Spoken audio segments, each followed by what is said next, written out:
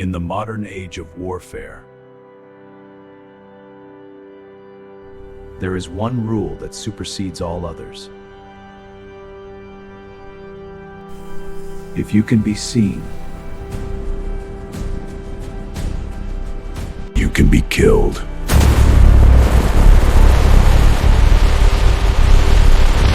For most of human history, the night was a shield.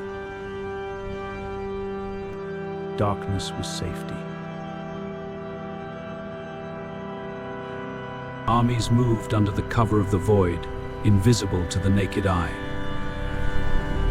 But in the 1930s, the invention of radar stripped away the dark.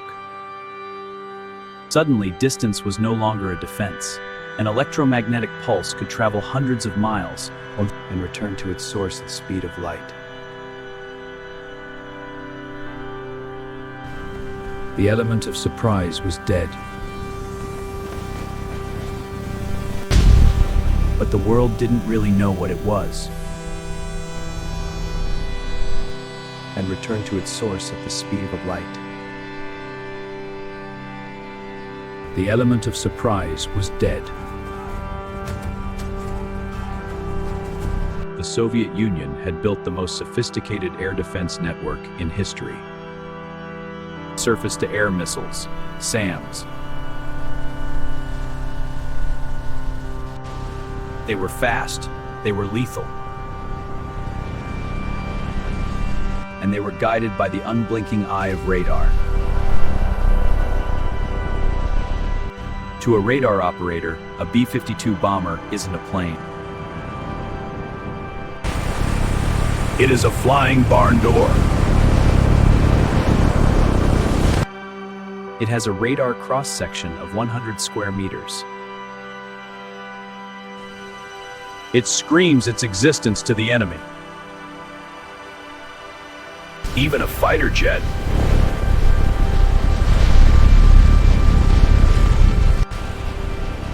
is a flying billboard.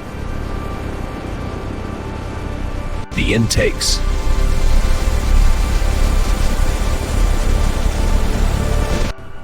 The cockpit. The munitions. They all act as mirrors, reflecting energy directly back to the gunner. By the 1970s, the US Air Force faced a terrifying reality. The era of air superiority was ending. If World War III broke out, NATO air forces would be wiped out in days. We could rewrite the laws of physics. The irony of American stealth is that it began in Moscow. Meet Pyotr Ufimtsev,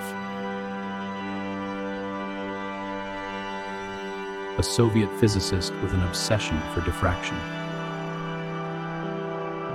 In 1962, he published a paper with a dry, forgettable title: Method of Edge Waves in the Physical Theory of Diffraction. Conventional wisdom said that to hide from radar, you needed to be small or made of plastic. But Ufimtsev proved something radical. He argued that visibility wasn't about size, it was about geometry.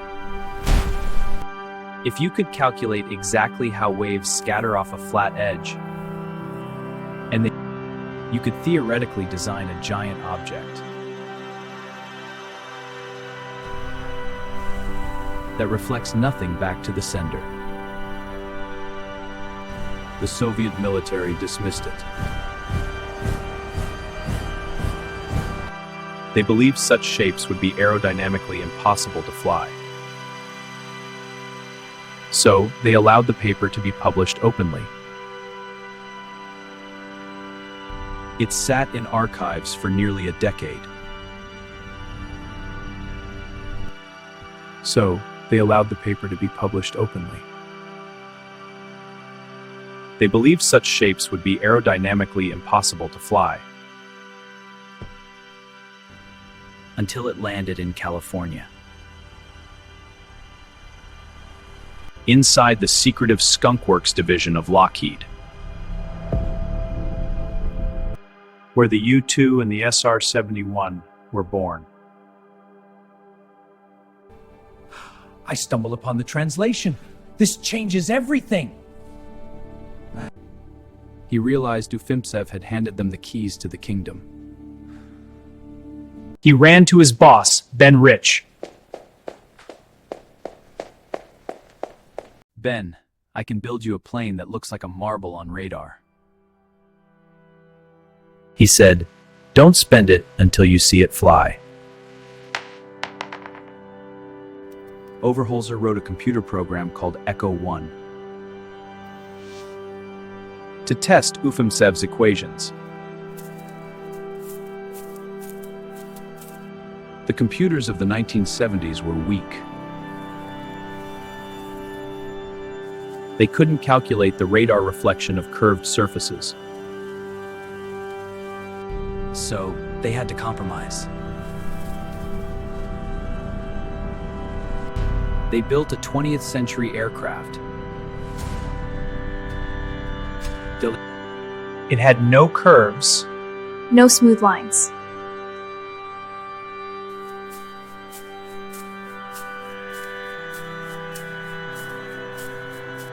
They called it the hopeless diamond.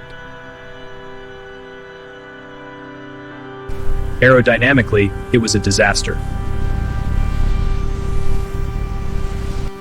That a human pilot couldn't keep it in the air for more than a few seconds.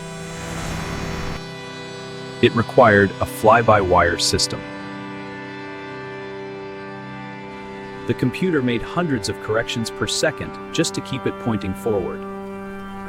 It was the ugly duckling of aviation. But on the radar range,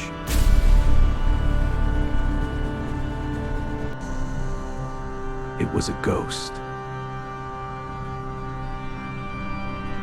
A B-52 was a barn door, half blue was a hummingbird. The Air Force bought it immediately. The project went black. From the prototype came the F-117 Nighthawk.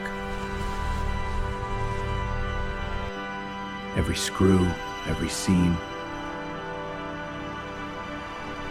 was covered in radar-absorbent material, RAM. The pilots flew only at night. Hidden away at the Tonopah test range in Nevada. From the prototype came the F-117 Nighthawk. They painted it black, not for radar, but to hide it from human eyes. Was covered in radar-absorbent material, RAM. The pilots flew only at night. The myth of the UFO grew. But it wasn't aliens. It was math. It saw brief action in Panama.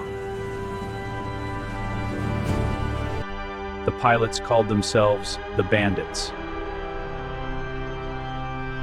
Then came August 1990. Saddam Hussein invaded Kuwait. Kuwait is historically part of Iraq.